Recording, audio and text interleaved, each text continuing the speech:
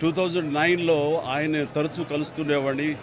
ప్రజారాజ్యం పార్టీకి సంబంధించినటువంటి ఆయన సలహాలు, సంప్రదింపుల కోసంగా.